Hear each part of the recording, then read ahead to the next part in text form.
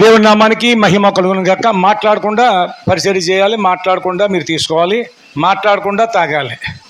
నోరు తెరవకుండా కాదు, నోరు తెరిచే మాట్లాడకూడదు అనమాట. ఓకే, మంచిదండి.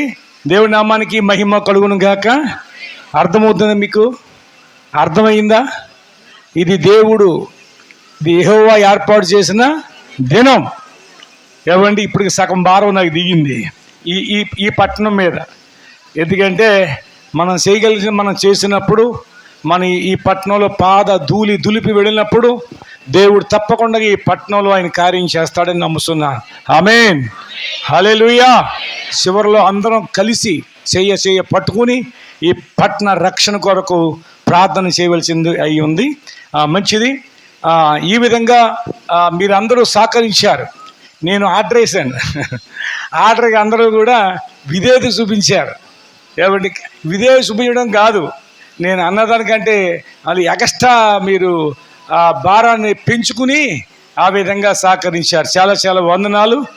మరి కేశవరం సంఘ మరి బిడ్డలకు అందరికీ, అలాగే జల్లి కాకినాడ బిడ్డలకు అందరికీ, అప్పనపేట మలప్రాసపేట బిడ్డలకు, ఈ ఎండగండి సంఘ బిడ్డలకు, మరి ముఖ్యంగా శన సంఘమైన ఎక్కువ భారం పెట్టాం.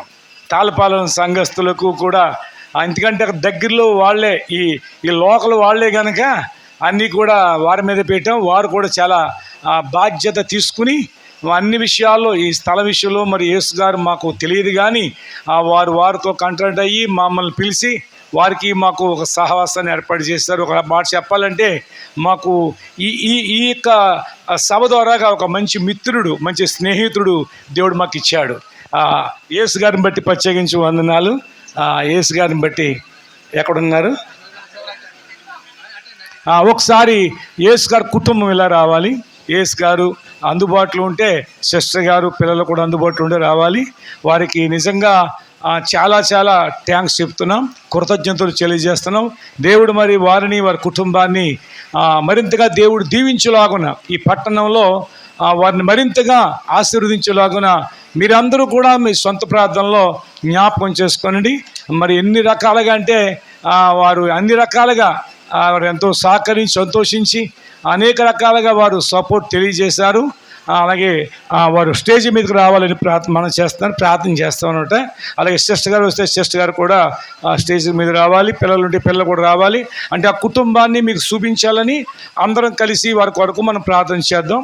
కూర్చోండి, ఒక్క నిమిషం రెండు మాటలు ఇంకా చెప్పుకోవాల్సింది. కాబట్టి ఇక్కడ రెండు మాటలు చెప్తానండి. ఒకటి, దేవునికి స్తోత్రం, హల్లెలూయా. దేవుడు మనకిచ్చిన ఈ భారాన్ని మీరందరూ పంచుకున్నందుకు వందనాలు. ఈ భారంతో ఇంకా ముందు కొనసాగుదామా ఆగిపోదామా? మంచిదండి. మరి అత్తిల్లో నెక్స్ట్ నెల ఎక్కడ? అత్తిల్లో ఎక్కడో తేలదు, ఎక్కడో అసలు ఎవరు ఎంక్వైరీ కూడా చేయమని అనలేదు. ఎక్కడో సిద్ధం చేస్తాడు. యేసు గారు లాంటి వాడిని దేవుడు ఎక్కడ కూడా సిద్ధం చేస్తారు. కాబట్టి మీరు అందరూ ప్రార్థన చేయండి. నెక్స్ట్ తణుకు అనమాట. తర్వాత 4 డిసెంబర్ నెల వస్తుంది కదా, ఆ నెల కూడా చెప్తాను. కాబట్టి మీరు అందరూ కూడా ప్రార్థన చేస్తారని చెప్తున్నాను. కాబట్టి మనం చేయవలసింది మనం చేయటమే. అర్థమైందండి?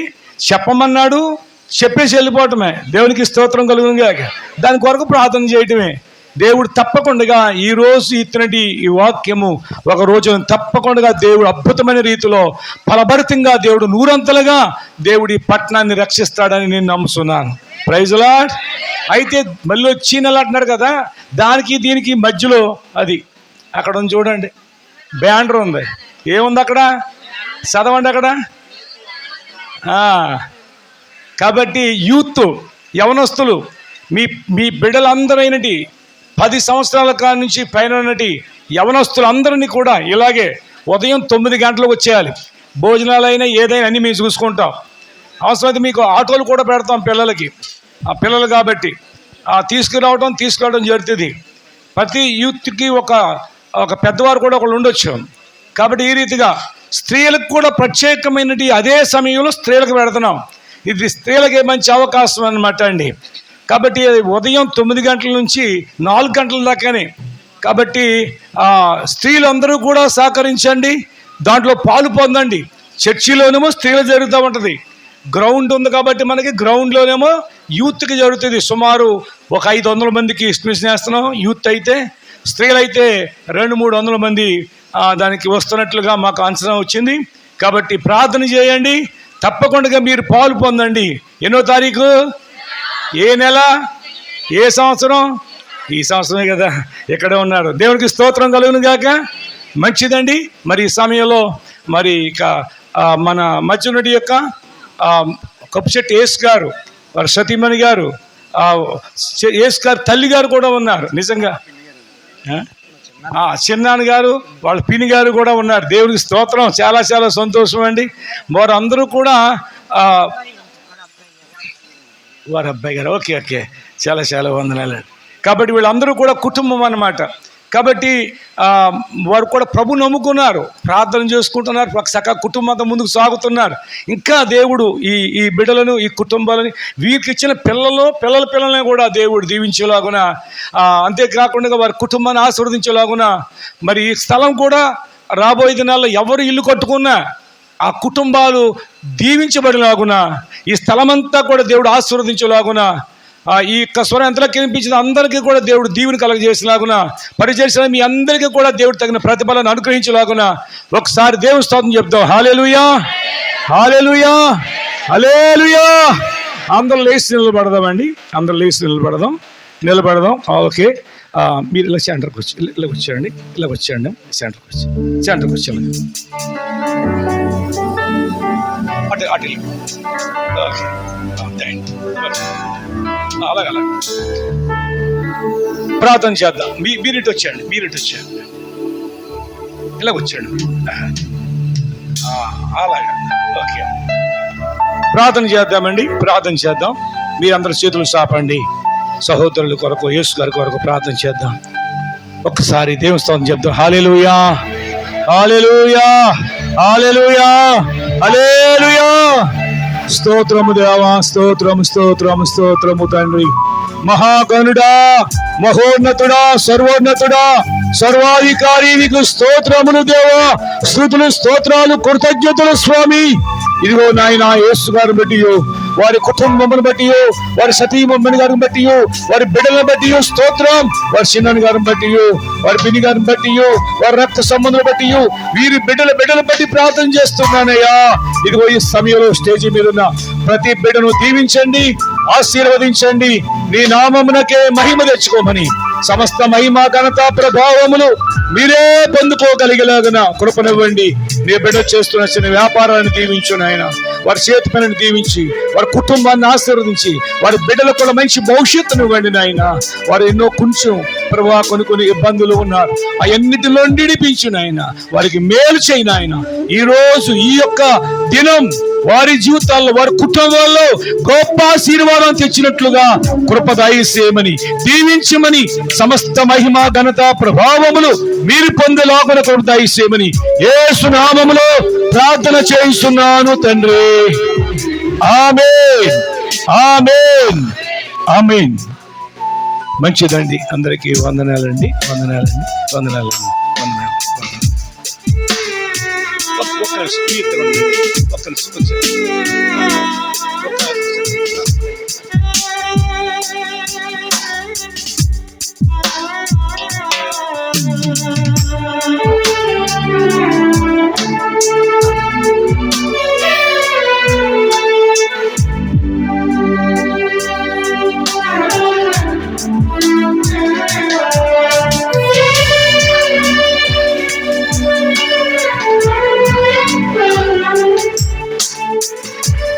అందరూ కూర్చుందాం.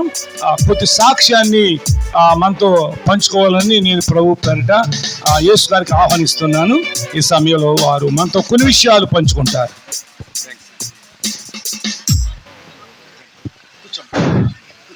దేవుని నామములుగా మరి దైవజనురాలకి, అలాగే ఇక్కడ ఎదుకొచ్చిన దైవజనులందరికీ, అలాగే సంఘస్థులకి, సంఘ విశ్వాసులకి అందరికీ కూడా పేరు పేరున నా వందనాలు తెలియజేసుకున్నా. ఈరోజు ఈ కార్యక్రమం జరగడానికి నాకు చాలా ఆనందంగా ఉంది. ఎందుకంటే ఎంతో పట్టలేనంత సంతోషం. దేవుడు ఇంత గొప్ప కార్యం ఇక్కడ జరగడానికి అదంతా దేవుడి సంకల్పన.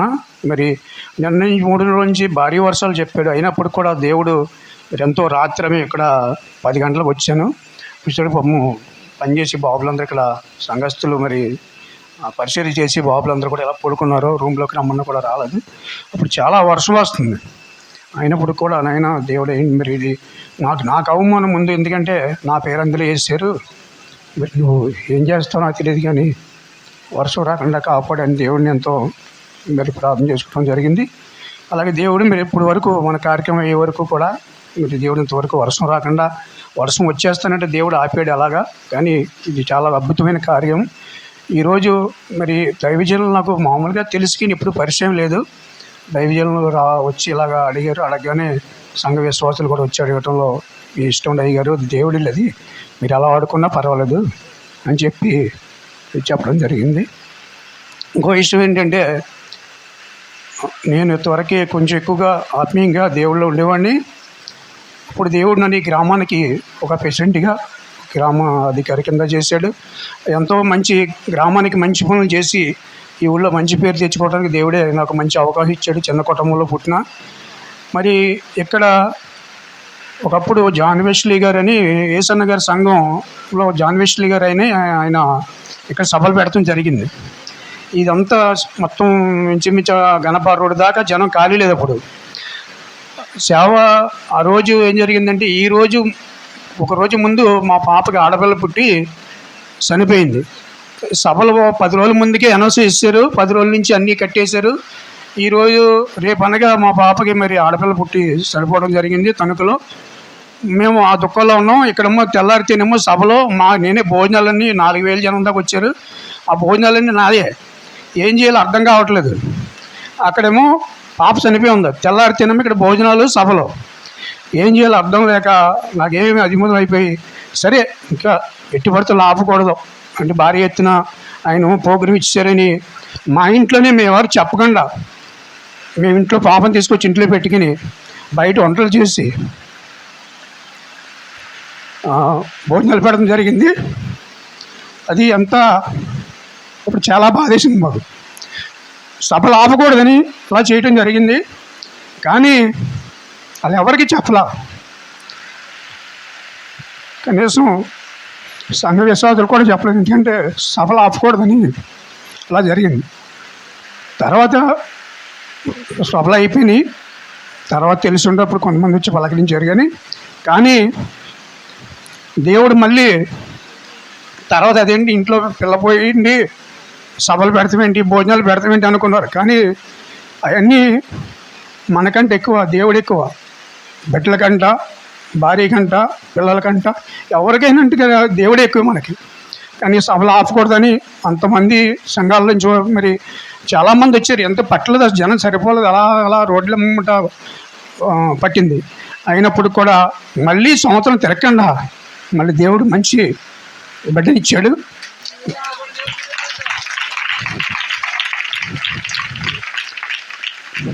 మళ్ళీ సంవత్సరం తిరగకుండా మళ్ళీ బాబునిచ్చాడు. 2 పిల్లలు చాలా హ్యాపీగా మంచి అందమైన పిల్లల్ని ఇచ్చాడు దేవుడు. చాలా అందంగా ఉంటారు కూడా. అంటే ఆ రోజు దేవుడి కార్యక్రమం ఆపుంటే కనుక ఏమో ఏం జరుగుతామో. కానీ ఎప్పుడు దేవుడి కార్యక్రమం మన ఇంట్లో శవాల కంటే ఎక్కువగా దేవుడి కార్యక్రమం ముఖ్యం. ఒక దైవజనం చూశాను, ఎందుకు వాళ్ళు చుట్టాలు పోతే ఒక సభలు ఆపేశాడు. కానీ నేనైతే ఆపకూడదని పట్టుదలగా మా ఇంట్లో ఒక పక్కన బాక్సులు పెట్టేస్తే మా పాపకు లోపల తలపోటు వచ్చేసింది. అయినప్పుడు కూడా అలా ఓర్చుకమ్మ పర్లేదని ఎంతో బాధపడుతూ మరి అలా ఎవరు చేయలేని పని దేవుడు నా రోజు నాకు ధైర్యం ఇచ్చి చేయించగలిగాడు. ఇంట్లో పిల్ల ఎడుతుంటే బయట ఎంత భోజనాలే. అంటే ఇవన్నీ కాదుకి నీ దేవుడిచ్చింది దేవుడే తీసుకున్నాడమ్మా, నువ్వు బాధపడుతుంది మా పాపతో చెప్పి మళ్ళీ దేవుడు ఇస్తాడంటే అలాగే సంవత్సరానికి మళ్ళీ మంచి బిడ్డని ఇచ్చాడు. ఇవన్నీ ఎందుకు చెప్తున్నానంటే, నేను ఈ ఊరిని ఎప్పుడు నేను ఈ గ్రామానికి ప్రెసిడెంట్ అవుతాను అనుకోలేదు. అందరికంటే గొప్పగా నేను చెప్పుకోకూడదు, కానీ మీకు ఊళ్ళో చెప్పే ఉంటారు. అందరూ ఎవరు చేయలేని పనులు నేను చేయగలిగాను అంటే అది దేవుడు బలం. అలాగే ఆ రోజు కూడా ప్రార్థన విషయంలో కూడా చాలామంది దైవజనులు వచ్చారు. తెలా తెలిసి వాళ్ళే ఆశ్చర్యపోయారు. అంటే ఇవన్నీ దేవుడి కంటే మనం ఇవన్నీ ఎక్కువ కాదు. ఇవన్నీ మనం ముందు దేవుడు ఉంటే తర్వాత అన్నీ మనకి మంచి జరిగితే ముందు మనకి దేవుడే, తర్వాత అన్నీ బిడ్డలైనా ఇంకొకలైనా అన్నీ మనకి దేవుడు ముందు కార్యక్రమాలు చేస్తే మన కార్యక్రమం ఆయన చేస్తాడు కంపల్సరిగా. మరి ఆ రోజు ఇప్పుడు కూడా అదే దైవజనులు ఇక్కడ నేను ప్రార్థన పెడతాను, నేను ఎప్పుడు ఊహించుకోలేదు. అంటే నాకు తెలియకుండా వాళ్ళు చాలా జరుగుతాయన్నమాట. నాకు ఎన్నో ఇబ్బందులు, మా అబ్బాయి విషయంలో కూడా నేను చాలా యాతన పడ్డాను. అలాగే దేవుడు ఇవాళ అంచెంచెల కింద మాయ మరం పాపం ఏమి తెలియదు అడిగి కాలు ఇస్తాడు, బండి తోలుతాడు అన్నీ. అంటే అతను ఒకప్పుడు ఎందుకు పనికిరాదీడు ఎక్కడైనా ఇచ్చేయండి అని నేను చాలా ఇబ్బంది పెట్టేవారు. అంటే ఆడికి 10 సంవత్సరాల వచ్చి మాటలు వచ్చాయి కదా, 10 సంవత్సరాల వరకు ఏం తెలిసేది కాదు. ఈరోజు అందరి మీద బెటరు. అంటే పాపం తెలీదు, మాయ తెలీదు, మోసం తెలీదు, అన్ని పనులు చేస్తాడు, అన్నీ బాగానే ఉంటాయి. అంటే పనికిరాని వ్యక్తిని దేవుడు పనికొచ్చేలా వాడుకుంటాడు. కానీ ఈరోజు అది పనికిరాని జనం అందరూ అనుకున్నారు ఆ రోజు. ఇప్పుడు పనికొచ్చేలా దేవుడు వాడుకుంటాడు. పనికొచ్చేవాడు దేవుడికి పనికిరాడు, పనికిరాని వ్యక్తుల్ని దేవుడు వాడుకుంటాడు. కానీ ఒకప్పుడు నేను పనికిరాని వాడిని, కానీ ఈరోజు ఈ గ్రామానికి ఒక ప్రెసిడెంట్ చేయడు. అలాగే ఈ సభలో మీరు దైవజనులతో ఇలాగ నేను ఉంటానికి కారణం మరి దేవుడే కారణం. ఈ రోజు ఇలా వర్షం ఇంతవరకు ఎంతో భారీ వర్షాలు చెప్పినా కానీ ఇలా ఆగిందంటే కారణం మరి దైవజనులు చేసిన ప్రార్థన, మీరు అందరు చేసిన ప్రార్థన. దేవుడు ఇలా కార్యం జరగడానికి చాలా సంతోషకరం. మళ్ళీ దైవజనులు ఇంకొకసారి ఎప్పుడో పెట్టినప్పుడు ఇది మొత్తం రోడ్డు దాకా నిండిపోవాలి. ఎందుకంటే నేను ఎవరికి చెప్పలేదు, మళ్ళీ ఇంకోసారి దేవుడు అవకాశం ఇస్తే ఈ మొత్తం చివరి రోడ్డు దాకా జనం ఉండాలి. మరి అందరికీ కూడా మరి ప్రత్యేకంగా మరి ఇంత టైం వర్షం అయినప్పుడు కూడా నేను ఈ సాక్ష్యం చెప్పాలని నాకు ఎంతో ఆశపడి చెప్తున్నాను. ఈ చిన్న సాక్ష్యం దేవుడు దీవించగాక మీ అందరూ కూడా ఏదైనా తప్పులు నన్ను క్షమించాలని కోరుకుంటున్నాను.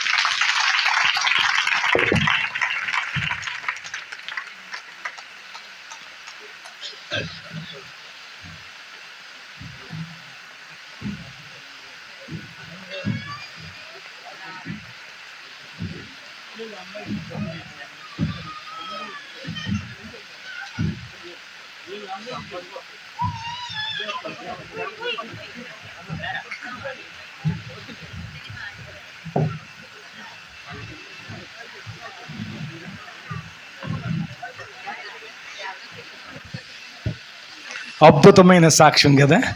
నాకే తెలియదు, ఆయన మాజీ ప్రెసిడెంట్ గారని తెలుసు. అంతకుముందు వారు ప్రెసిడెంట్గా ఈ ఊళ్ళో మంచి పేరు సంపాదించారు.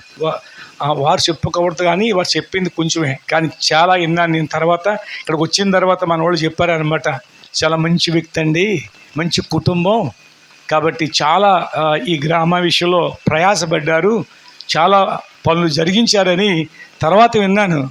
దేవుడు నిజంగా ఎక్కడికి తీసుకురావాలో ఏమండి, రూతుని ఎక్కడ తీసుకెళ్ళాడు? బోయాజు పొలంలో తీసుకెళ్ళినట్లుగా మనల్ని దేవుడు ఒక బోయాజు లాంటి యొక్క ప్రార్థనలో తీసుకొచ్చాడు. నా మనసులో ఉందన్నమాట, మాట్లాడుతుంటే నా మనసులో ఉందన్నమాట. వచ్చే సంవత్సరం ఫిబ్రవరి నెలలో కూడా మీటింగ్స్ అని. ఈ లోపల ఆయన అన్నాడు, మరొకసారి పెడితే కనుక ఇంకా నిండిపోవాలన్నారు. చూసారా, ఆ మాట అనక మునిపే దేవుడు అన్నాడు వచ్చే నెల ఫిబ్రవరిలోనే ఇక్కడ మీటింగ్స్ అని. అల్లులి అని ఒకటి చెప్పలేదు, చెప్పేవారే. కానీ మీరు ఏంటంటే దివి దృష్టిలోకి వెళ్ళిపోయారు. మీరు ఆత్మకార్యాలు చూస్తున్నారు. నేను అన్నాను కదా, ఆత్మకార్యాలు చూడటానికి తరలిరండి. ప్రైజ్ లార్డ్, హల్లెలూయా. దేవుడు నిజంగా అలాంటి పరిస్థితుల్లో దేవుడు నిజంగా ఎవరండి, ఏవండి, బిడ్డ చనిపోయిన మన్నాడు ఆ ఇంట్లోనే భోజనాలంటే నిజంగా మామూలు సంగతి కాదు అసలు. అర్థమైందండి, మామూలు విషయమే కాదు అసలు. కానీ దేవుడు ఏంటంటే ఆయన్ని తెలియకుండానే ఆయన్ని బలపరుస్తూ వస్తున్నాడు, ఆయన స్థిరపరుస్తూ వస్తున్నాడు. ఆయన పట్ల దేవుని యొక్క ప్రణాళిక ఉందండి.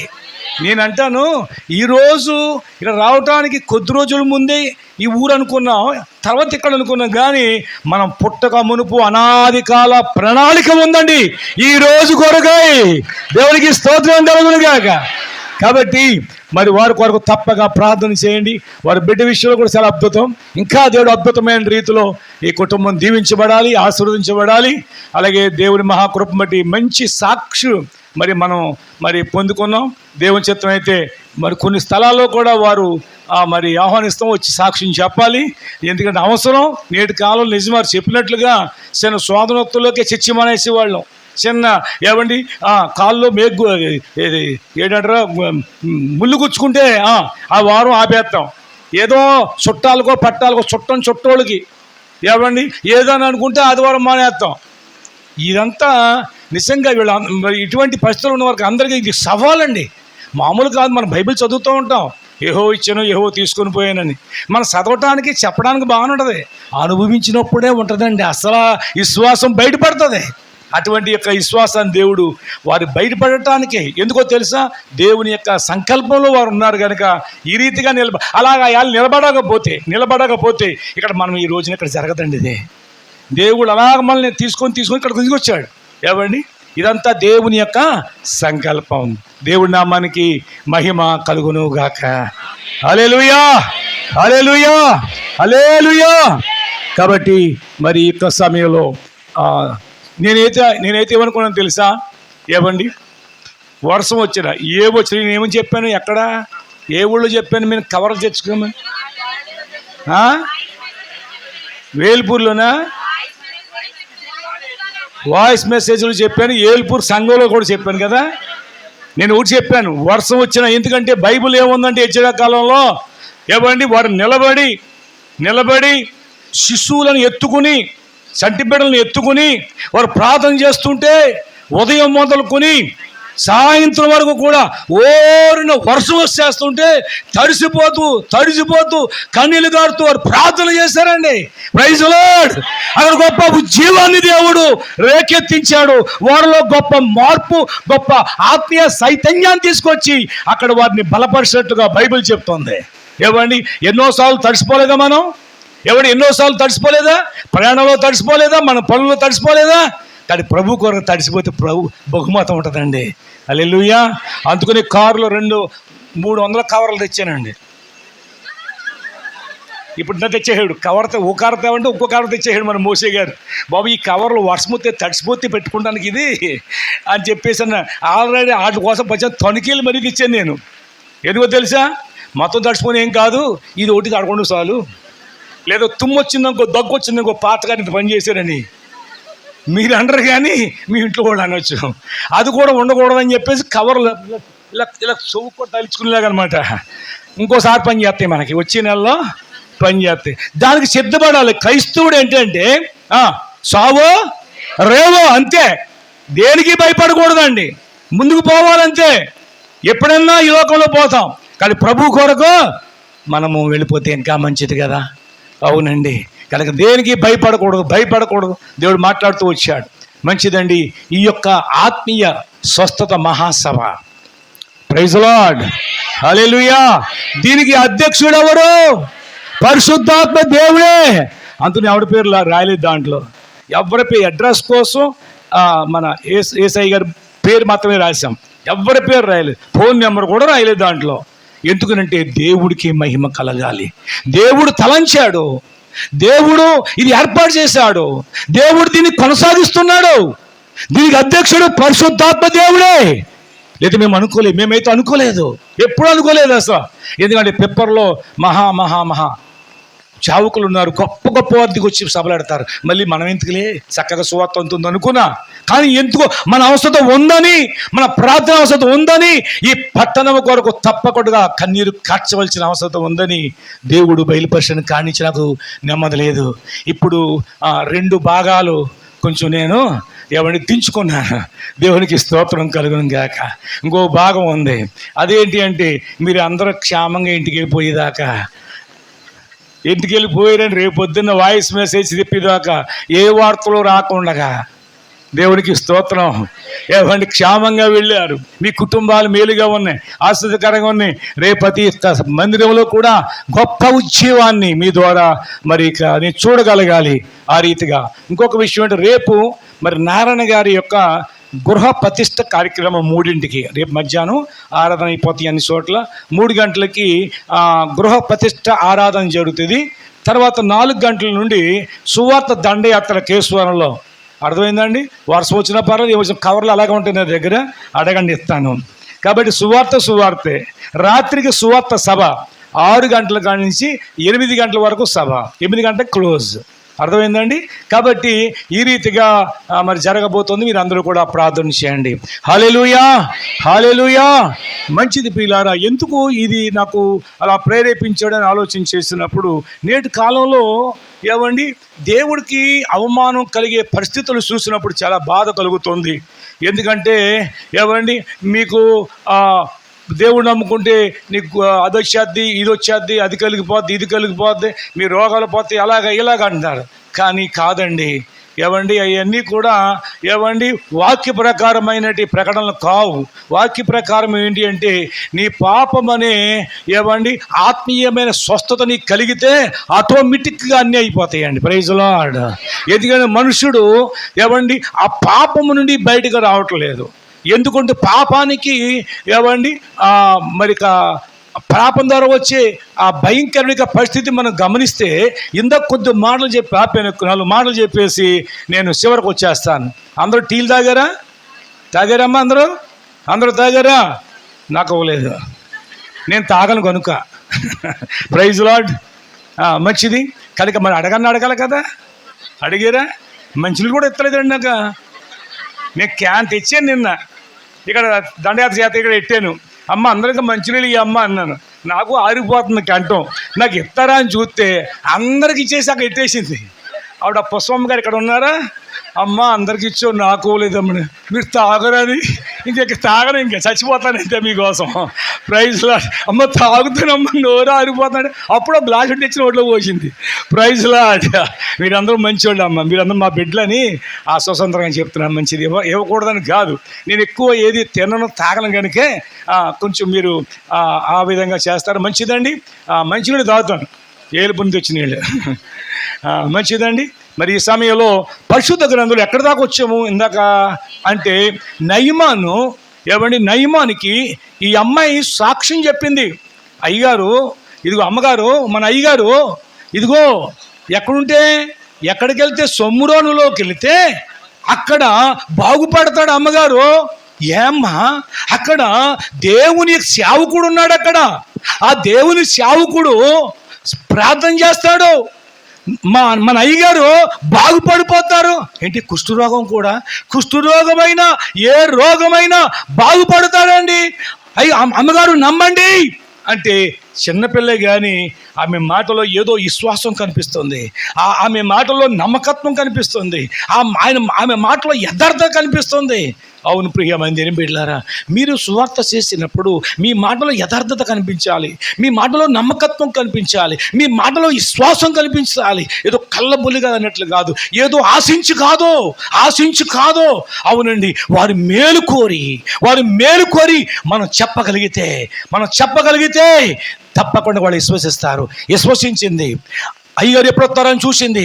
రాగానే ఏమన్నా మీకు మాట చెప్తాను రైండి అని లోన తీసుకెళ్ళిపోయింది. ఆ అయ్యగారు మీరు తప్పకుండా బాగైపోతారండి. ఎవరు చెప్పారు నేను బాగవుతానని? డాక్టర్లు చెప్పారు నేను బాగోనని. చచ్చిదాకా ఇంతే నా బ్రతుకని. లేదండి, ఇదిగో మన అమ్మాయి ఉంది కదా, మన ఇంట్లో పనిచేస్తున్న అమ్మాయి ఉంది కదా, ఆ అమ్మాయి చెప్పిందండి. ఎంతోమంది బాగుపడ్డారంట, అక్కడ మేలు పొందారంట. తప్పకుండా ఇదిగో మీరు మరి అక్కడికి వెళితే బాగుపడతారనుకుంటే వెంటనే రాజుగారికి లెటర్ పంపేశాడు. నేను వస్తున్నాను, అక్కడ పాస్టర్ గారు నాకు ఆ పాస్టర్ గారి ప్రార్థన చేయించి నా రోగాలు మానిపించమని చెప్పి లెటర్ రాయగానే ఆ రాజుగారికి మెంటల్ వచ్చేసింది. ఆయన కుష్ఠరోగం ఏంటి, నేను ఈ ప్రార్థన చేస్తాం ఏంటి, ఏదో రకం గొడవెట్టేసుకుని ఎన్నోసార్లు మన దేశాన్ని కొలగొట్టుకుని పోయాడు, మళ్ళీ గొడవెట్టుకున్నా వస్తున్నాడు అని చెప్పేసి జుట్టు పీక్కుంటా ఎడుతున్నాడట. ఈ మాట దైవజనుడికి కనపడింది. కౌరు పంపాడు, ఏడొద్దని చెప్పు, నేను చూసుంటాను కదా, ఆయనకి ఎందుకు వస్తే నా దగ్గర పంపించామని, అంతేగాని ఏమి ఇబ్బంది ఏం పడవద్దు, అంతా నేను చూస్తుంటాను అని సేవకుడు చెప్పాడు. అమ్మయ్య అనుకున్నాడు రాజుగారు. అయితే ఆ సమయంలో ప్రియమైన దేవుని బిడ్డలారా, ఆయన రానే వచ్చేసాడు. ఏమండి, ఆయన సైన్యాధిపతి కనుక ఆయన వచ్చినప్పుడు పటాలమంతా దిగిపోద్ది.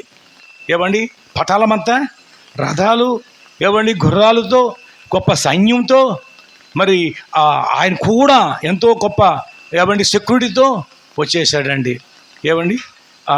ఎప్పుడైతే అలా వచ్చారో ఇక దైవజనుడు ఎక్కడున్నాడు అక్కడికి వచ్చేసారు. అక్కడికి వచ్చేసిన తర్వాత ఈయన దైవజనుడి ఆ కొండ మీదకి వెళ్ళి ఆ గుడారం ముందు నిలబడ్డాడు. కౌరు పంపించాడు, సిరియా సైన్యాధిపతి ఏంటి ఇక నయమాను వచ్చాడు చెప్పో అన్నట్టుగా. అధికారంగా ఉంటుంది కదండి, కొంచెం అధికారంలో ఉన్నాడు కదా, హోమ్ మినిస్టర్ కదా. వెంటనే వెళ్ళాడు, కౌరు పంపాడు. అయ్యగారు ఈయనంత పవర్ కార్డు చెప్పరు కదా, అక్కడ తెలుసు కదా. అయ్యగారు మరి సిరియా సైన్యాధిపతి అంటండి, ఆయనకి ప్రార్థన చేయడానికి, ఏదో కుష్ఠరోగం ఉందంట, ప్రార్థన చేయటానికి మిమ్మల్ని రమ్మన్నారండి అయ్యగారండి అన్నాడు. యోర్దాను నది ఉంది కదా, ఆ నదిలో 7 సార్లు మునిగి పొమ్మల అన్నాడండి.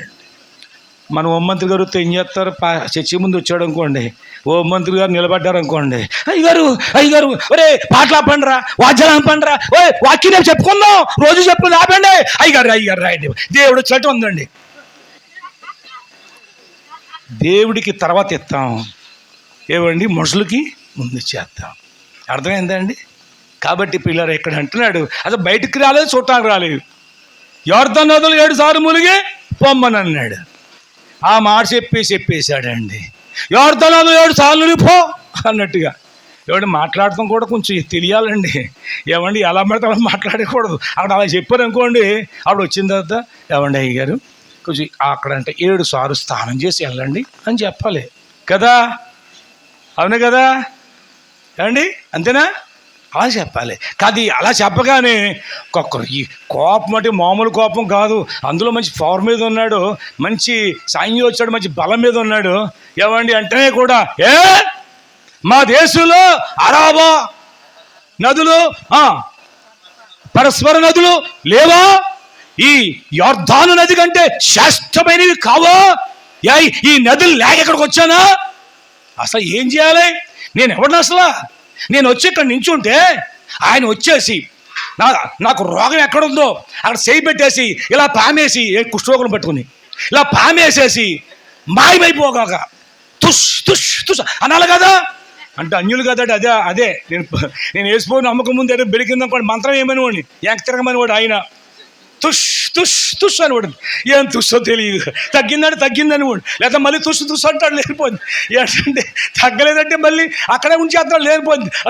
తగ్గిందని వాడు వెళ్ళిపోమని వాడు, అంతే. అలాగా తుష్ తుష్ తుష్ అంటాడు అనుకున్నాడండి ఈయన. అలా అనాలి కదా, ఏంటి ఆ గర్వం ఏంటి అసలు అన్నట్టుగా అనుకుని రౌద్రంతో పదండా అని చెప్పేసి రథాలు వెనక్కి తిప్పిచ్చేశాడు. రౌద్రుడితో వెళ్ళిపోతున్నాడు అండి. వెళ్ళిపోతూ ఉండగా ఆయన దగ్గర ఒక మంచి అనుభవం కలిగినట్టు యొక్క సైనికుడు ఉన్నాడు, సేవకుడు ఉన్నాడు. ఏమండి అన్నీ గమనించాడు ఆయన. వేడిలో చెప్తే బాగోదు, ఆటలు పొమ్మంటాడు, దెబ్బ ఒకటి ఓ తోపుతో చేస్తాడు, కింద నువ్వు కూడా వెళ్ళిపోయి ఆ దగ్గర పొమ్మని చెప్పేసి. కానీ ముందుకు వెళ్ళిన తర్వాత అయ్యగారు ఆ మాట చెప్పకుండా ఏదైనా ఒక మంచి కార్యక్రమం చేయమన్నారు అనుకోండి, చేద్దురా బంగారం చేద్దును చెప్పినాడా, ఊరందరికి దేశమంతా భోజనం ఎట్టేయమంటే పెట్టేద్దరా, పెట్టేద్దును, తలకోక అందరికి బట్టలు ఎట్టేయమంటే పెట్టేద్దును. మరి అలాంటివి అడిగాడా? ఎందుకండి ఎందుకు తెలుసా? ఇక్కడ వస్తా ఏం తెచ్చాడు? 20 మణుగులు ఎండి. ఆగమ్మా, నువ్వు కంగారు పడిపోకరా నాయనా. 20 మణుగుల ఎండి 1,20,000 రూపాయల విలువ చేసే బంగారం, 2 దుస్తుల బట్టలు తెచ్చాడు. ఇప్పుడు చెప్పు, 20 మణుగులు బంగారం ఉంది ఎక్కడ ఉంది చెప్పు? అట్టు వచ్చేస్తారా బాబు మీరా? ఏముందమ్మా అక్కడ చదవమ్మా? 5 బంగారం కదా. నీ బైబిల్ ఉంది చూడు. 20 మణుగులు ఎండి 1,20,000 రూపాయలు. అది ఇప్పుడు అర్థమైందా? బంగారం రేట్ ఏమో 1,20,000 రూపాయలు. అంటే ఆ రోజు ఎప్పుడు? క్రీస్తు పూర్వం. అర్థమైందా? క్రీస్తు పూర్వం ఇది జరిగిన యొక్క చరిత్ర. సుమారు క్రీస్తు పూర్వం 700-800 సంవత్సరాల క్రితం జరిగిన చరిత్ర ఇది. 100 సంవత్సరాల క్రితం బంగారం రేట్ ఎంతో తెలుసా? 100 సంవత్సరాల క్రితం మాకు ఉందేంటండి వయసాన్ని మీరు అనొచ్చు, రైట్. 50 సంవత్సరాల క్రితం బంగారం రేట్ ఎంతో తెలుసా? 50 సంవత్సరాల క్రితం బంగారం రేటు తెలుసమ్మా? 60 సంవత్సరాల క్రితం బంగారం రేటు ఎంత? 140 రూపాయలు. 140 అంటే మా పెద్దన్నయ్య గారికి పెళ్ళి అవి 60 ఏళ్ళు అయిందండి. బంగారం కొంటే 140 రూపాయలు చేసుకున్నారండి. అది నాకు నా హృదయంలో నా మైండ్లో ఉంది, అది అందుకని అడిగినది. దేవుడికి స్తోత్రం. ఏమండి 60 సంవత్సరాల క్రితం బంగారం కాసు రేటు 140 రూపాయలు. ఎన్ని సంవత్సరాలు? 60 సంవత్సరాలు. 600 సంవత్సరాల క్రితం ఎంత ఉంటుంది? 2,600 సంవత్సరాల క్రితం ఎంత ఉంటుంది? చాలా ఈజీగా ఉంటుంది కదా. ఆ రోజుల్లోనే 1,20,000 రూపాయలంటే ఈ పిప్పరపట్నం అంతా కొనేసినాక డబ్బులు మిగిలిపోతాయి. ఇక్కడి నుంచి ఎలుపురు దాకా కొనేసి మొత్తం ఆ డబ్బుకి. టన్నులు కాదండి, టన్నులు లెక్క కూడా మించిపోద్దండి. మన దేశంలో బంగారం ఎంత ఉందో మొత్తం కొనేసండి డబ్బు పెట్టి. అంటే ఎంత బంగారం తెచ్చినట్టు అసలు ఆ రథాల మీద అంతా కూడా బంగారమే. ఆ రథం మీద వచ్చిందంతా బంగారం. ఎందుకంటే ఈయన బాగుపడితే సరిపోద్ది. నా నిధి ఇచ్చేస్తాను, నిధి ఇచ్చేసాడేమో రాజుగారు. ఆ నిధంతా తీసుకెళ్ళిపోమన్నాడండి. అయితే అంత బంగారం ఎక్కెళ్ళిపోతున్నాడండి. నువ్వు ఏదైనా మంచి పని చేస్తావు, కానీ పోనీ ఆయన చెప్పింది మాత్రం ఏం చెప్పాడండి? ఎంత కోప్పడిపోయారు గారు. ఏమన్నాడు? పోనీ ఏమన్నాడు? యొర్దాను నదిలో 7 మార్లు స్నానం చేసి వెళ్ళన్నాడు, అంతే కదండి. మరి మీరు ఏమో మరొక రకం కోప్పడిపోయారు. పోనీలే, మన నదులు ఉన్నాయి, ఎన్నోసార్లు స్నానాలు చేశారు. ఇక్కడ కూడా స్నానం చేస్తే పోయిందేముంది? 7 సార్లు 7 ములుగులు ములగండి, అదే స్నానం అయిపోయినట్టే. 7 సార్లు ములిగి వెళ్ళిపోదాం. తగ్గపోద్ది. ఆయన నోటు మాటలో ఏముందో, ఆయన నోటు మాటలో ఏముందో అన్నట్టుగా వెంటనే కూడా ఆ మనసును త్రిప్పేసాడండి ఆయన. Praise the lord. మనసులో ఏం చేయాలి? త్రిప్పేయాలి. ఏ పక్క తిప్పాలి? దేవుళ్ళ నుంచి అటు తిప్పేస్తారు మన వాళ్ళు. పాస్టర్ గారు గద్దించింది ఎవరికో తెలుసా? పాప వాళ్ళకి వెళ్దాం. ఇగో నీకోసమే దేని మీద తిప్పేస్తారా? ఎలా తిప్పేస్తారండి? చాలామంది వీళ్ళు బాగానే ఉంటారండి. వీళ్ళు తిప్పడం తోటి వాళ్ళు పోతారు. వీళ్ళు బాగానే ఉన్నారు. ఎవరు పోయారు? ఎన్నవాళ్ళు పోయారు. ఒకవేళ మీరు అలా పోకుండా ఎవరైనా మిమ్మల్ని తిప్పినా కానీ దేవునికి స్తోత్రం. ఇలాంటి సేవకులుగా ఉండాలని మనం. ఇలాంటి సేవకులు అపార్థం చేసుకున్నా కానీ అర్థం చెప్పే ఆ జ్ఞానం కలిగినటువంటి వారుగా ఉంటే ప్రభునందు నిన్ను వాడుకుంటాడు దేవుడు. ఇక్కడ సేవకుడిని వాడుకున్నాడండి. సేవకుడి పేరు రాయలేదండి. చాలా అద్భుతం అండి. అక్కడ వెంటనే ఆయన మాటనగానే సలమడ్డాడు. ఓహో, అయితే స్నానం చేసి వెళ్ళిపోతామండి. అవునండి, స్నానం చేసి వెళ్ళిపోతాడు. మన దారిని మనకి ఏముందండి. సరే, నీ మాడు చొప్పున వెళ్తున్నాను అన్నాడు. దిగాడు దాంట్లోకి. ములుగాడు, చూసుకున్నాడు. సేవకుడానికి చూస్తున్నాడు. ములగమన్నా కదా, ములిగాను. ఎలాగొన్నాను అలాగొన్నాను, ఏ మార్పు లేదు.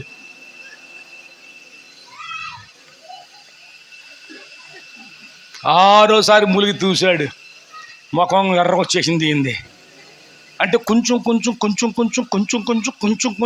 మారుతుందని ఈయన అనుకున్నాడు పాపం. కానీ 6 సార్లు మూల ఏం మారలేదు. ఇంకా కళ్ళు ఎర్రపెక్కినాయి. ఆయన చూస్తున్నాడు. అయ్యారు బాబు, మీకు దాన్ని బట్టి చూడకండి బాబు, ఇంకొకసారి ములిగానే వెళ్ళిపోదాం అన్నాడు. ఇంకొకసారి ములిగి తేలగానే పసిపిల్ల దేహం అలే లేచాడంటండి. పసిపిల్ల దేహం ఏమండి? ఆ సైన్యాధిపతి కనుక ఎన్నో యుద్ధాలు చేశాడు. ఎన్నో కత్తి పోటులు, కత్తి దెబ్బలు, ఎన్నో ఈటి దెబ్బలు తగిలి ఒళ్ళంతా ఎన్నో సార్లు ఆయన యొక్క శరీరం అంతా గాయాలై ఉండొచ్చు. అవన్నీ కూడా మారిపోయాయి. కుష్ఠరోగమే కాదు, అంతకుముందున్న ఆ పాత దెబ్బలన్నీ, ఆ పాత గాయాలన్నీ, ఆ పాత ఆనవాళ్ళన్నీ వెళ్ళిపోయి పసిపిల్ల దేహం అని అక్కడ రాయబడింది. ఏ దేహం అండి? పసిపిల్ల దేహం అంటే చెప్పండి, చిన్నపిల్లలు నిగనిగలాడుతూ ఉంటారు. వాళ్ళు ఎవరి పిల్ల అయినా కానీ ఎత్తుకోబుద్దేసేద్దే, ముద్దెట్టుకోబుద్దేసేద్దండి. ఆ చిన్న పిల్లల్ని చూసినప్పుడు ఎవరికైనా ఇష్టపడతారండి. అలాంటి దేహంతో తిరిగి లేచాడండి పిల్లారా. ఆయన తన్మయం చెందిపోయాడు. నేనేనా ఇదంతా? ఏది అసలు ఆనవాళ్ళు లేదేంటి? లేదు, ఉండదు. ఆనవాళ్ళు ఉండవేక. అవునండి, చాలాసార్లు ఈ లోకరీత్యా ఎన్నో గాయాలు, మనుషులు ఎవరిని చేసే గాయాలంట కత్తిపోట్ల కంటే ప్రమాదకరమైనవి. అవునండి, బాగుంటేనేమో వీడేదో మార్చేస్తున్నాడరా అంటారు. ఏదన్నా కొంచెం నష్టమైతేనే వీడు దివాళి తీసేస్తాడరా అంటారండి. అయ్యి బాబు, ఇలాంటి నోరులండి. కాబట్టి ఎన్నో గాయాల చేత చాలాసార్లు దెబ్బలు తిని ఉంటాం. ఏమండి, ఆత్మ సంబంధంగా గాయాలు అయ్యి ఉండొచ్చు ఎన్నో రకాలుగా. నువ్వు మంచి చేసినా గాయం చేసిన వాళ్ళే, నిన్ను అర్థం చేసుకునే వాళ్ళు ఏమండి నీ వాళ్ళే, నీ రక్త సంబంధులే. చాలాసార్లు కత్తిపోటు లాంటి మాటలతో గాయాలు చేసి ఉండొచ్చు. కానీ బైబిల్ ఏమంటుందో తెలుసా? 147వ అధ్యాయం కీర్తన గ్రంథం 3వ వచనం చదవండి. 147వ అధ్యాయం 3వ వచనం.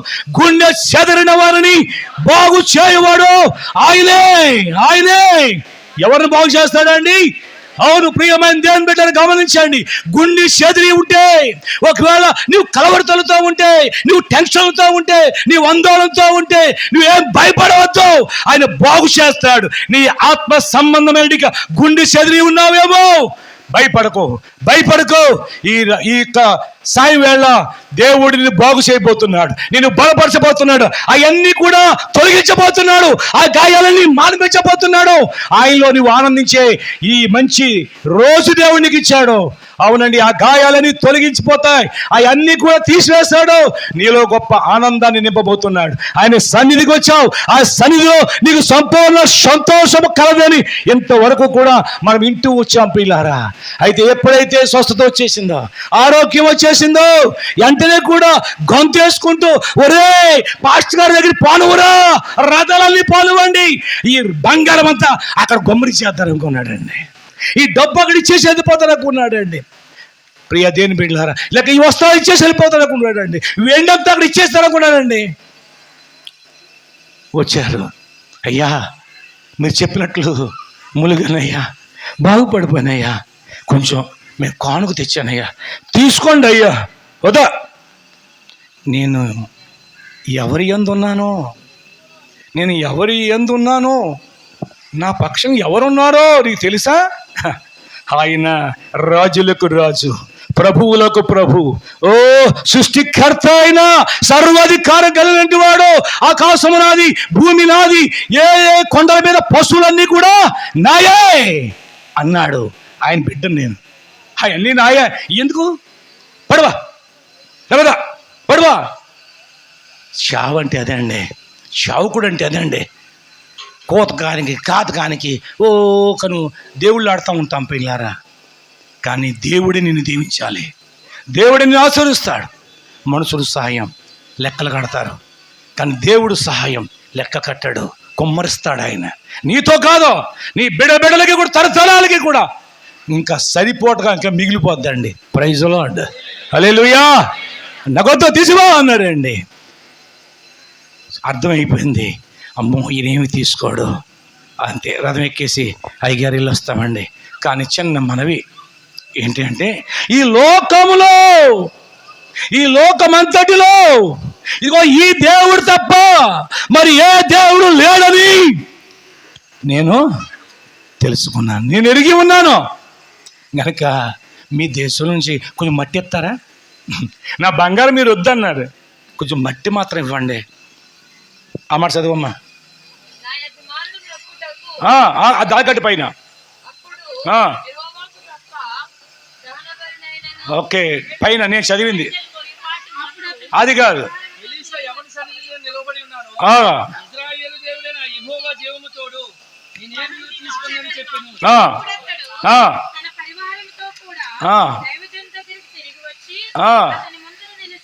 అది కాదు, దేవుడి గురించి చెప్తున్న మాట.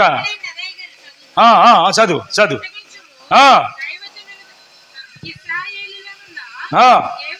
ఇశ్రాయేలీయులోనున్న దేవుడు తప్ప లోకమంతటిలోనున్నటి మరి ఒక దేవుడు లేడని నేను ఇప్పుడు ఎరిగి ఉన్నాను.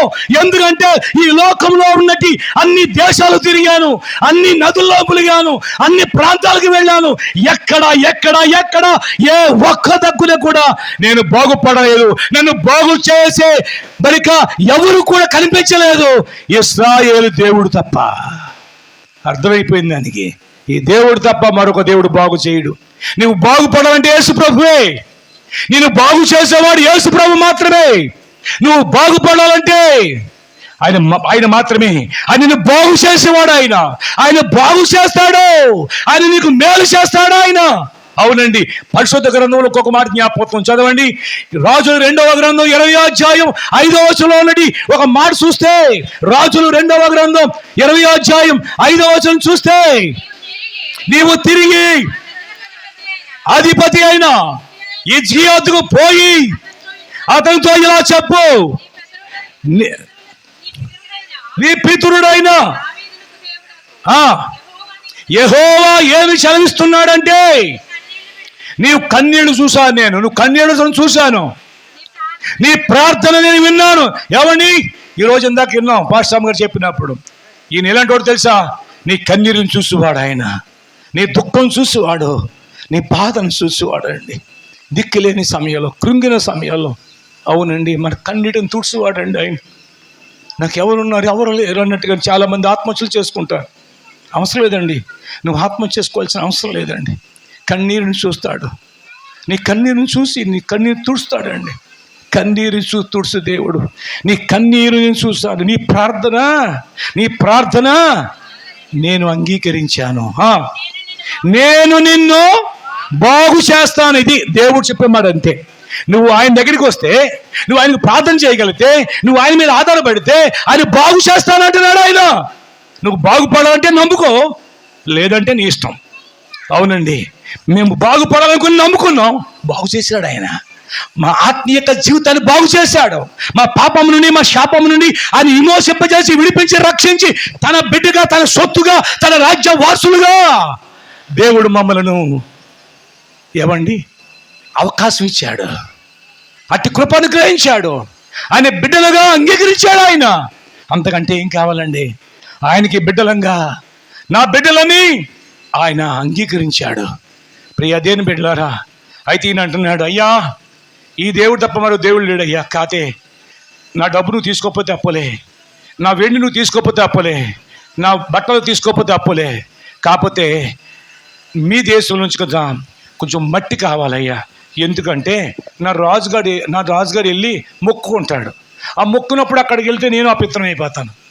ఆ మొక్కుకున్నప్పుడు అక్కడ నించోవాలి. నేను సైన్యాధిపతి కదా, నేను నా రాజుగారికి భద్రతనివ్వాలి. అందుచేత అక్కడ నించున్నప్పుడు నేను అపిత్రం కాకుండా అక్కడ మట్టి వేసుకుంటాను. మీ దేశంలో ఈ పుణ్యం మట్టి తీసుకువెళ్ళి అక్కడ వేసుకుని ఒక బలిపీఠం కింద దాని మీద నించుంటాను. నేను అక్కడ నించోను, ఆ పిత్రం అంటుకోకూడదు. అబ్బా ఏమి మార్పు అండి, ఎటువంటి తీర్మానం అండి ప్రియులరా అని అడిగి వెళ్ళిపోయాడు. అలా వెళ్ళిపోయాడండి. ఈ ఎలీషా గారి దగ్గర ఎవడున్నాడో? ఆశాపాత్రుడు. ఏ పాత్రుడు అండి? ఆశాపాత్రుడు. చాలామంది దేవుడు నమ్ముతారు కానీ ఆశ మాత్రం పోదాం. ఈ ఆశాపాత్రులు ఏం పాత్రులు అండి? ఆశాపాత్రులు. ఆశ దేవుడి మీద ఉండాలి, దేని మీద ఉండకూడదు. నీకు ఏది పోలిస్తూ ఉంటాడు. దేవుడు తప్ప మరొక ఆశ నీకు ఉండకూడదు. అవును ప్రియులారా, దేవునికి ఏమి ఇవ్వాలో నీకు బిడ్డలు ఎవరు ఇస్తాడు. కానీ ఈయనలో ఆశ సావలేదు. ఆశ సావకపోతే ఆ ఆశ నిన్ను చంపేద్ది. నీలో ఆశ నువ్వు చంపుకోకపోతే, మనం ఎప్పుడు కూడా ప్రభువు నమ్ముకున్నప్పుడు నిన్ను ఏ స్థితిలో ఉంచాడో ఆశ తృప్తి కలిగి ఉండు.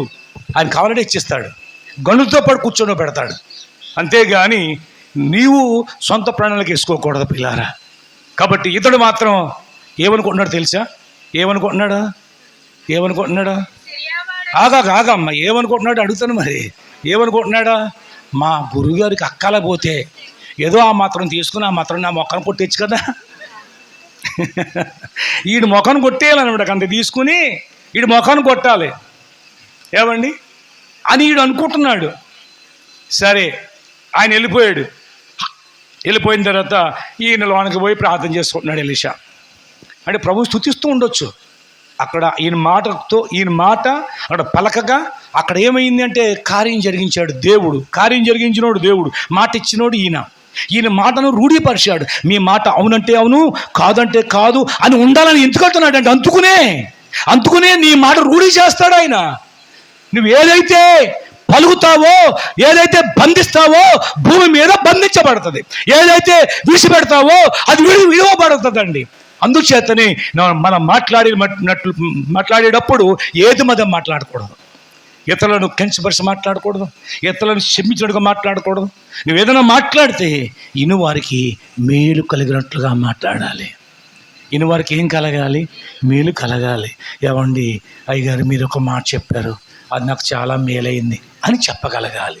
సిస్టర్ నీవు ఒక మాట చెప్పావు, ఓ సలహా ఇచ్చావు, నాకు ఎంత మేలైందని వాడు చెప్పగలగాలి. ఆ విధంగా దేవుడు నిన్ను వాడుకుంటాడు. కాబట్టి పిల్లారా, అయితే ఆయన వెళ్ళిపోయాడండి. ఈయన ప్రార్థనకు వెళ్ళిపోయాడు. ఈయన మాత్రం ఎక్కడున్నాడు? ఈయన మనసు మాత్రం ఆయన గుర్రవెనకాల వెళ్ళిపోతుంది, ఆయన రథమంటకాల వెళ్ళిపోతుంది. ఎవరి మనసు? శిష్యుడైన గెహాజీ మనసు. ఎందుకంటే పట్టుపోతున్నాడు. ఏం చేద్దాం ఓ తిమ్ముతూ లేదు ఈయనకి. ఏమండి కప్పను మింగిన పాములాగా. మింగిదాకనేమో మింగటానికి పైగా మింగిన తర్వాత కానిసి దానికేమో ఇంకా కదలేదు మెదలేదండి. కాబట్టి ఏం చేస్తాడు, తింపుతూ లేదు. ఆలోచన చేశాడు, రథం వెళ్ళాలంటే ఆ రౌండ్ తిప్పి ఇటు రావాలి. నేను మా గురుగారు ప్రార్థనలో పోయాడు, ఆయన ప్రార్థనలోకి వెళ్ళాడంటే 4-5 గంటలు ఎగడం, ఈలోగా నా పని చక్క పెట్టేసుకోవచ్చు అని చెప్పి పరుగు అడ్డదారులు పరిగెడుతున్నాడు. ఎక్కడ పరిగెడుతున్నాడు? అడ్డదారులు. ఈ రోజులు అడ్డదారులు పరిగెట్టే వాళ్ళు ఎక్కువండి. తొందరలో ధనవంతులు అయిపోవాలి. ఏమండి, తొందరలో ధనవంతులు అయిపోవాలని. ఏమండి, ఈ పనికి మాలిని మానేయండి ప్రియులారా. ఏమండి, నిన్ను ధనవంతుడు చేయటానికి ఆయన వచ్చాడు ఆల్రెడీ. ఆయన ధనవంతుడు, నేను ధనవంతుడై ఉన్నాను.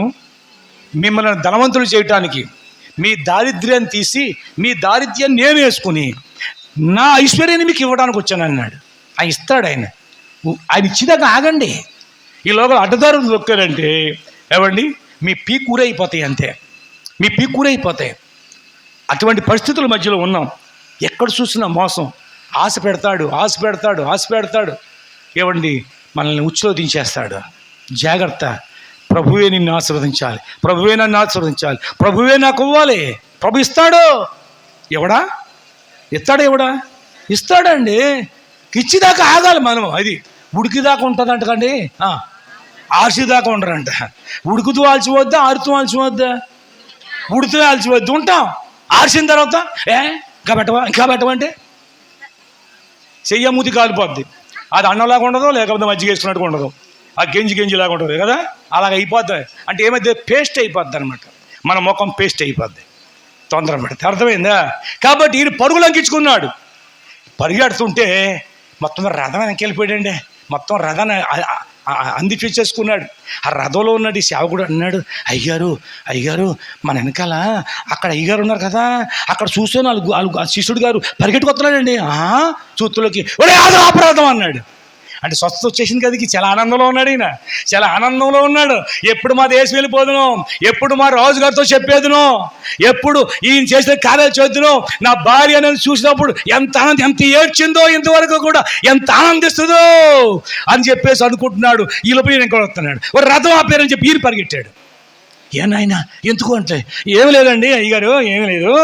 ఆ మన్యం నుంచి 2 శిష్యులు వచ్చారు, వాళ్ళకి పెడతానికి ఏమీ లేదు. 2 మనుగులు ఎండియ్యి, 2 దుస్తులు బట్టలు ఇయ్యి. ఎవరన్నా వస్తే ఏం కావాలి? ఇంట్లో ఏమడుతాం?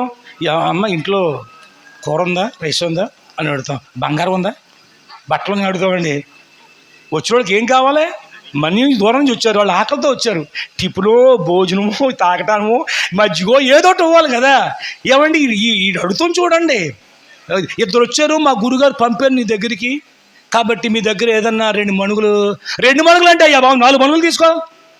2 దుస్తులు పట్టలో. ఒరే నువ్వు మొయ్యలో, నువ్వు చూస్తే సన్నంగా బక్కలాగా ఉన్నావు, నువ్వు ఇదని ఏం చేయలేదు ఒరే అని 2 సైకిల్ తీసుకెళ్ళి 7 మణుగులు ఇచ్చాడు. ఎన్ని అడిగాడు? 2 అడిగాడు, 4 ఇచ్చాడు. ఈయన అసలు ఎంత దాతృత్వం అయింది. అంటే 4 మణుగులు తీసుకుని 2 మనుషులు వెళ్ళి మెట్లలాకి వెళ్ళాడు. అన్నాడు మళ్ళీ గురుగారు చూస్తాడేమోనని ఆ మెట్ల దాకా వెళ్ళనిచ్చి పైకి వెళ్ళాలి. ఇప్పుడు గురుగారి దగ్గరికి ఈ మెట్ల కింద పెట్టి చేశాడు. ఇక్కడ ఆపేయమన్నాడు, ఇక్కడ దాచేశాడు. పైకి వెళ్ళాడు. ఏమన్నట్ట అన్నాడు అనమాట. అంటే నేను ఎక్కడ ఉన్నాను, ఎక్కడికి వెళ్ళలేదని. ఎక్కడికి వెళ్ళావు అయ్యగారు? అదే అందమని అనేసారు. ఎక్కడికి పోలేదు, ఇక్కడే ఉన్నానండి. మీరు ఏంటంటే ప్రార్థనలో ఉన్నారు కాబట్టి మీకు కనిపించడం లేదు. ఇక్కడే ఉన్నావా? నువ్వు ఆ నయమాను రథం కలిసినప్పుడు నా మనసు నీతో కూడా రాలేదా? బిగిసిపోయాడండి. ఏమండి, ఒలివ తోటలు, ద్రాక్ష తోటలు, అంజూరపు తోటలు, దాసీలు ఇవన్నీ సంపాదించుకుంటానికి ఇది సమయమా? ఇదిగో ఆ నయమాను ఏ కుష్ఠరోగం అయితే పోగొట్టుకున్నాడో అదే కుష్ఠరోగం నీకు, నీ కుటుంబానికి, నీ కుమారుడికి, నీ కుమార్తెలకి ఎల్లప్పుడూ అంటి ఉండును గాక. చదువు 26 వచనం, 5:26. ఎలీషా వానితో ఆ మనుషుడు తన రథము దిగి నిన్ను ఎదుర్కోవడానికి తిరిగి వచ్చినప్పుడు, అదంతా అయిపోయిందిగా చెప్పేశాను కదా, 26 చదువు సరిపోద్ది. అదేనా? కాబట్టి నయమాను వదిలించుకున్నా అంటే బాగుండేమో. నయమానుకు ఇదివరకు కలిగింది, ఇప్పుడు లేదు. నయమాను వదిలించుకున్నా ఆ కుష్టును నీకు నీ సంతతికి సర్వకాలము అంటి ఉండుగాక అన్నాడు. కుష్ఠరోగం అయిపోయిందండి. చెప్పగా వాడు మంచు వలె తెల్లనైన కుష్ఠము కలిగి ఎలీషా ఎదురు నుండి ముసుకేసుకుని వెళ్ళిపోయాడు. ఆయనకి ఎంత స్పీడ్గా తగ్గిపోయిందో, ఆయన విశ్వాసంతో మునిగాడు, ఈయన కపటంతో ఉన్నాడు. ప్రియ దేవుడు, అతడు అన్యుడు, ఇతడు క్రైస్తవుడు. మనకు అర్థమవడం చెప్తాను. ఇతడు క్రైస్తవుడు శాపం తెచ్చుకున్నాడు, అన్యుడు ఆశ్రయం పొందుకున్నాడు. నేటి కాలంలో క్రైస్తవులుగా మారి శాపం తెచ్చుకుంటున్నామేమో. ఈ ధనం అనే దెయ్యం, ఈ ధనం అనే వ్యామోహం. పిల్లరా, నీకున్న దాంట్లో తృప్తి కలిగి ఉండవు. నువ్వు ఏ స్థితిలో ఉన్నా పర్లేదు. దేవుడు నిన్ను పత్తు పెట్టడం, దేవుడు నిన్ను పత్తుగా ఉంచడం. నీ పిల్లల్ని కూడా పోషించేవాడు ఆయన. నీతిమంతులు పిల్లలు విడవబడరు, కానీ వాడు బిడ్డ సంతమేతోడు భిక్ష బిడ్డగా ఎన్నాడు నేను చూసి ఉండలేదు అంటున్నాడు. ఎందుకు పిల్లరా? అవునండి, మనము తృప్తి కలిగి ఉండడం నేర్చుకోవాలి ప్రభువులో. లేదు అంటే కనుక ఆశ ఎప్పుడో ఒక రోజు నిన్ను మింగేద్ది. నిన్ను మింగతం కాదు, నీ ద్వారా నీ కుటుంబానికే కాదు, పిల్లలకి సర్వకాలం అన్నాడు ఆయన. ఎంతకాలం అండి? కుష్టి రోగంతో బయటకు వచ్చేసాడు. ముసుగేసుకుని, కుష్ఠరోగం వచ్చిన ముసుగేసుకోవాలి. పెదాలు ఇది కంపడకుండా అలా కప్పుకోవాలి. 2 కళ్ళే కనపడాలి. అలా కప్పుకొని కుష్ఠరోగి నేను అపవిత్రుణ్ణి అని అనుకుంటూ వెళ్ళిపోవాలి. ఎందుకనంటే ఎవడన్నా వచ్చి కాబట్టి నేను ముడతాడేమో, ముట్టకున్నట్లుగా ఇతడే ప్రకటించుకోవాలి. నేను అపవిత్రుణ్ణి వచ్చి వాడు పక్కకి వెళ్ళిపోతాడు. అటు ఇటు ఇలా ముసుగేసుకుని నేను అపవిత్రుణ్ణి ఇంటికి వెళ్ళిపోతున్నాడు. ఇంటికి వెళ్ళగానే తలుపు తీసింది. ఆమె కుష్ఠరోగం కింద ఉంది, ఆమె కుష్ఠరోగంతో ఉంది. అయ్యో ఏంటి ఇలాగైపోయిన అనుకుంటుంది. ఈయనతో పాటు శాపం భార్యకు వచ్చేసింది. ఈ లోపల గదిలో పిల్లలు వస్తున్నారు. ఏంటి డాడీ ఇలాగైపోయింది, ఏంటి ఇలాగైపోయినాయి ఏంటి ఏళ్ళు, డాడీ నువ్వేంటి ఇలాగైపోయావు, ప్రియ దేవుని బిడ్డలారా, మనం ఏదో చేసేస్తాం వెళ్ళిపోతున్నాం అనుకుంటున్నారేమో. బైబిల్ చెప్తుంది, దేహము దేవుని ఆలయం. ఎవడైనా దీన్ని పాడు చేస్తే, నేను మిమ్మలను దేవుడు పాడు చేస్తే బాగు చేసేవాడు ఎవడో లేడు. ప్రియ దేవుని బిడ్డలారా గమనించండి. ఏవో త్రాగుతున్నాను బాగుందనుకుంటున్నామేమో. నీ దేహం పాడు చేసుకుంటున్నావు నువ్వు. దేవుని ఉగ్రత నీ మీద నిలిచి ఉంది. ఈ యొక్క సభాముఖంగా తెలియజేస్తున్నాను. ఒకవేళ ప్రియ సహోదరుడా ఇంకా త్రాగుడని ఆ వ్యసనంలో ఉంటే ఇప్పుడే విడిచిపెట్టాయి, ఇప్పుడే పశ్చాత్తపడు పాపినని. లేదంటే నీ భార్య బిడ్డల మీదైనా శాపం వస్తుంది. ఆ శాపం తొలగిపోయి ఆశీర్వాదం వస్తుంది. ఈ రాత్రి నువ్వు పశ్చాత్తాపంతో ఒప్పుకుంటే ఎవడు నన్ను ఏం చేస్తాడు? ఎవడో చేయడు. దేవుని యొద్ద నుండి ఆల్రెడీ శాపము తాండమాడుతుంది కుటుంబాల్లో. నెమ్మది ఉందా? ఆలోచించుకో. శాంతి ఉందా? సమాధానం ఉందా? అవును, ఇప్పుడే విడిచిపెట్టండి. వ్యభిచారంలో ఉన్నావేమో, నాకేంటిలే నన్ను ఎవడంటాడు అనుకుంటున్నావేమో, ఇప్పుడే విడిచిపెట్టు. పశ్చాత్తపడు. ప్రభు నిన్ను క్షమించడానికి సిద్ధంగా ఉన్నాడు. నేను ఆత్మీయ స్వస్థపరచడానికి సిద్ధంగా ఉన్నాడు. నువ్వు ఆత్మీయంగా బాగుపడకపోతే ఎక్కడికి వెళ్ళినా, ఎన్ని తిరిగినా, ఎంతమంది చేత ప్రార్థన చేయించుకున్నా నువ్వు బాగుపడలేవు.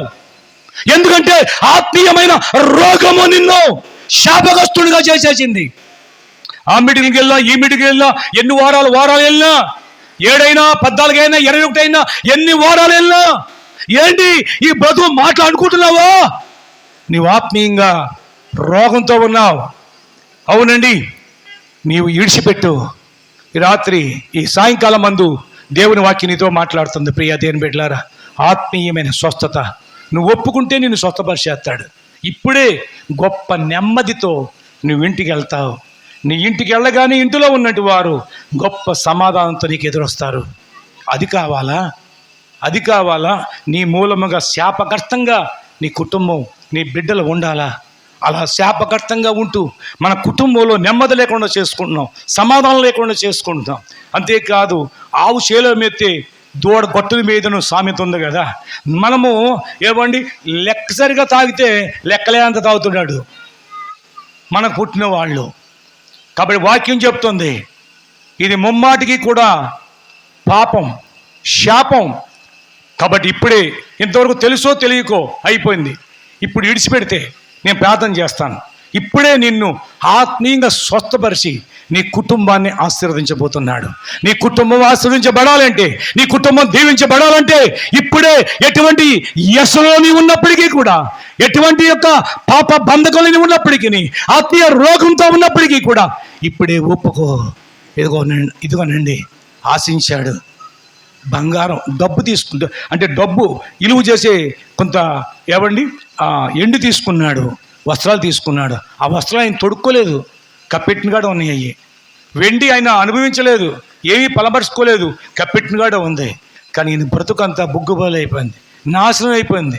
చాలామంది జీవితాలు, కుటుంబాల్లో సమాధానం ఉండదు. ఇంటికి వెళ్తులకల్లా గొడవలు గొడవలు గొడవలు గొడవలు.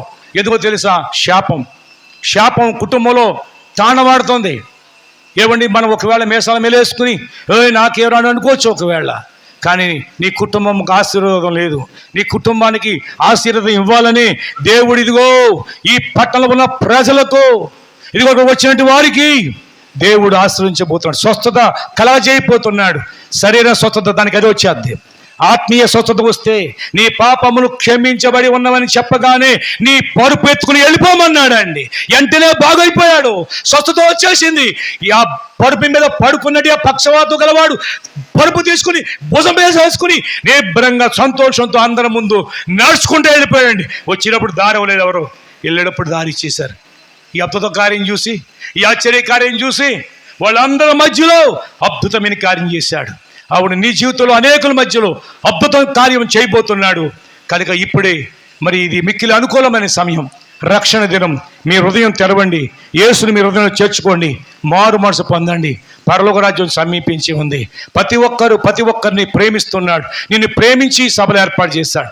ఈరోజు నీ కొరకే.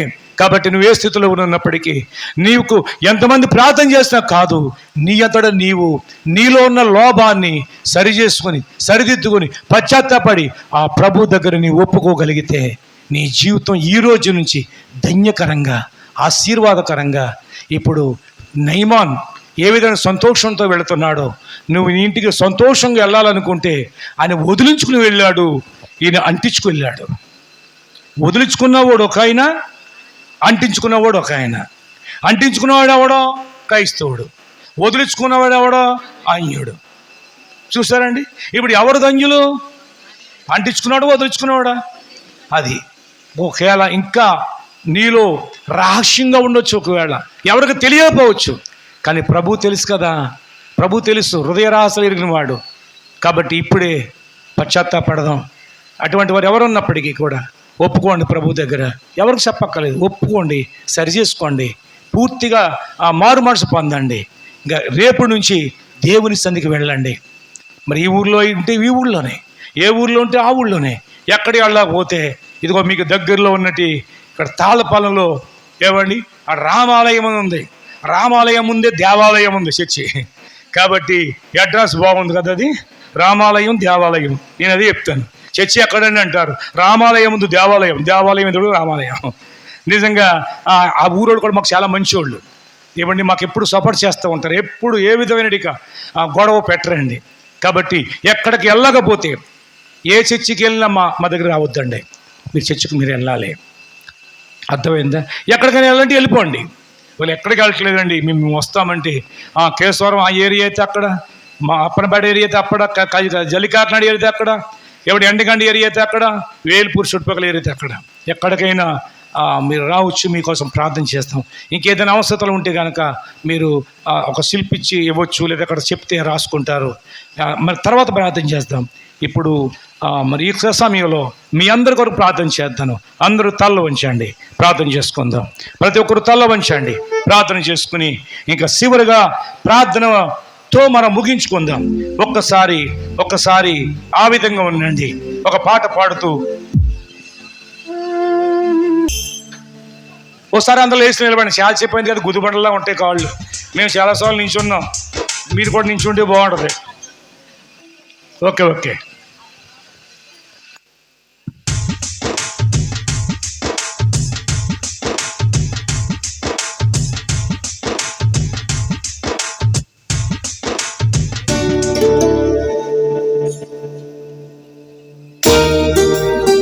ఒక మాట, ఎవరైనా ప్రార్థన కావాలనుకునే వారు ఈ పాట అయ్యేటప్పటికి ముందుకు రండి, మీకోసం ప్రార్థన చేద్దాం.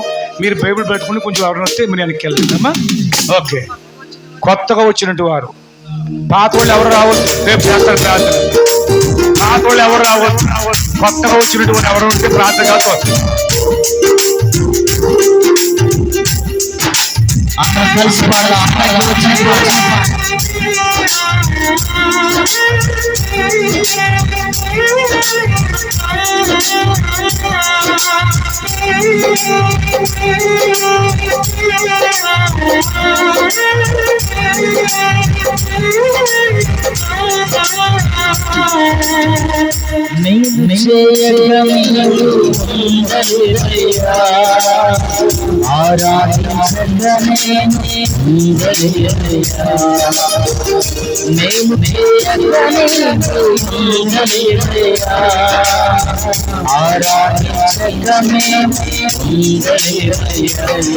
చేయగలిగి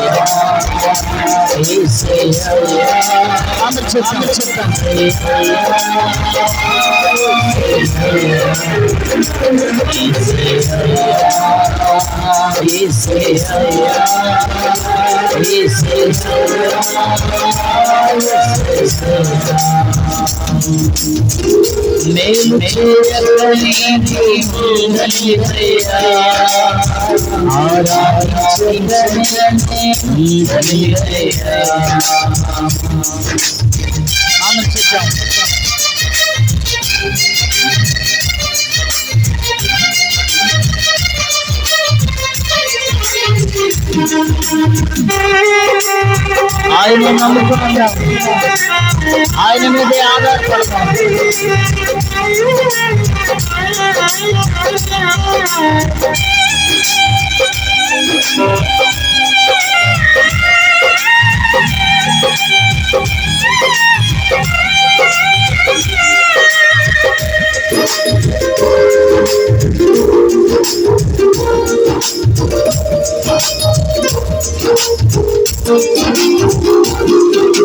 నిన్ను నమ్మినట్లు నేను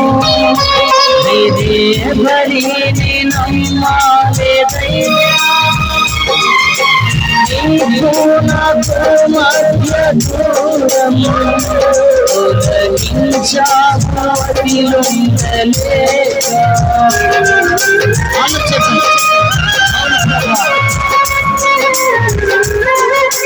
నిన్ను నమ్మినట్లు నేను వేరే బలిని నమ్మాలేదయ్యా. నీకు నాకు మధ్య దూరం తొలగించలేక మానవం కోరేదడా మాచలు తీర్చేదడా మానవం కోరేదడా మాచలు తీర్చేదడా ప్రియలున్న ప్రేమనిధి నిజమైన